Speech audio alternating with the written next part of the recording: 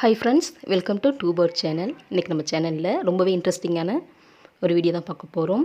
ஆரி work bracelet making எப்படி பண்ணுறதுன்னு பார்க்கலாம். ரொம்பவே சிம்பிள் தான், பட் பார்க்குறதுக்கு ரொம்பவே சூப்பராக அழகாக இருக்குது. இந்த மாதிரி நம்ம பேட்ச் ஒர்க் பண்ணி க்ரியேட்டிவாக ஏதாவது செய்யலாம். வாங்க இது பிரேஸ்லெட் எப்படி பண்ணுறதுன்னு பார்க்கலாம். இதில் ஒரு பீகாக் டிசைன் சென்டரில் வர மாதிரி போட்டுட்டு அதில் த்ரெட் ஃபில்லிங் கொடுத்துட்டு அதை சுற்றி ரவுண்டாக ஸ்டோன் செயின் கொடுத்துருக்கேன். பின்னாடி கம் வச்சு ஒட்டி பேஸ்ட் பண்ணியிருக்கேன். இது இடையில இருக்கிற கிளாத்தை வேணால் நீங்கள் கட் ஒர்க் மாதிரி கூட பண்ணிக்கலாம், அது இன்னமும் நல்லாயிருக்கும். ஸோ நான் இப்படியே இருக்கட்டும் அப்படிங்கிறதுக்காக விட்டுருக்கேன். ஃபஸ்ட்டு பீகாக் டிசைன் நான் வரைஞ்சிட்டு அதுக்கு மேலே அந்த ரவுண்டாக இருக்கிறதுல ஃபஸ்ட்டு க்ளூ போட்டு ஸ்டோன் செயினை நான் பேஸ்ட் பண்ணிட்டேன்.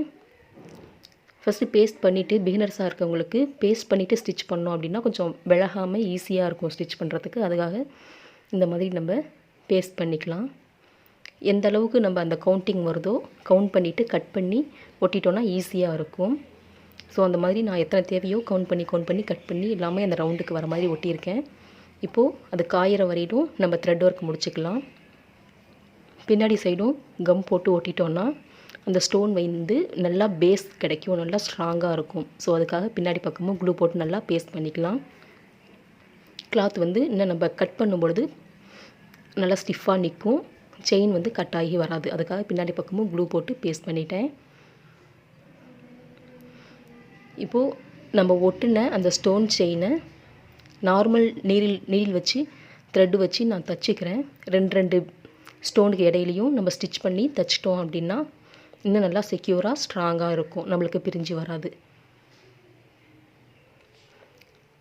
அதுக்காக நான் ரெண்டு ஸ்டோன் விட்டு ஸ்டிச்சஸ் போட்டுக்க போகிறேன். நீங்கள் இந்த மாதிரி எந்த டிசைன் வேணாலும் ட்ரா பண்ணிவிட்டு அதுக்கு மேலே ஒர்க் பண்ணிக்கலாம், நம்ம ஆரி ஒர்க். இப்போ நான் அந்த பீகாக் சுற்றி சுகர் பீடு கொடுத்துருக்கேன். இப்போ அது உள்ளார நான் த்ரெட்டு வச்சு ஃபில்லிங் கொடுக்க போகிறேன். பீகாக் ஃபெதருக்கெலாம் ஃபில் கொடுப்போம்ல, அந்த மாதிரி அந்த ஸ்டோன் செயின் கேப்புக்கும் இந்த சுகர் பீடு கேப்புக்கு தாம்பூர் ஸ்டிச் மாதிரி ஃபுல்லாக நெருக்கமாக செயின் ஸ்டிச் போட்டுக்க போகிறேன்.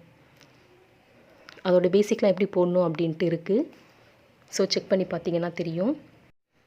இப்போ பார்த்தீங்கன்னா நான் த்ரெட் ஒர்க்கெல்லாம் ஃபினிஷ் பண்ணிவிட்டு அதுக்கப்புறம் செயின் மாதிரி நம்ம கையில் கட்டுறதுக்காக எக்ஸ்ட்ரா ஸ்டோன் செயின் நான் பேஸ்ட் பண்ணியிருக்கேன். ஃபஸ்ட்டு நம்ம எப்படி க்ளூ போட்டு பேஸ்ட் பண்ணமோ எந்த அளவுக்கு நம்மளோட கை சைஸ் இருக்கோ அந்த அளவுக்கு அளவு எடுத்துகிட்டு ரெண்டு பக்கமும் நான் ஸ்டோன் செயின் வச்சு பேஸ்ட் பண்ணியிருக்கேன்.